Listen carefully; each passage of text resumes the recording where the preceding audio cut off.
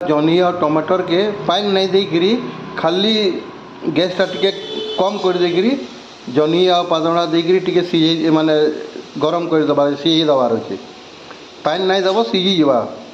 जनीर पानी थी सीझी जा गैस के सिम करी देदेला से जनीर पानी रे बाहरी सीझी जा से मुनगा शाग उड्डी दीजिए लहसुन लुसना उचले दी सुखा मिर्चा कुटिकी रेडी कर दीजिए सम्बलपुरी मुनगा शाग रंधा तेल गरम है सुरसो फुटा है लहसुन सुखा मिर्चा लगा है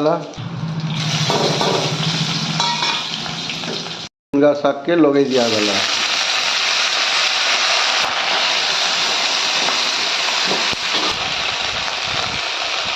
नून लगे दिया गला पहरी जाऊे मुनगा शाग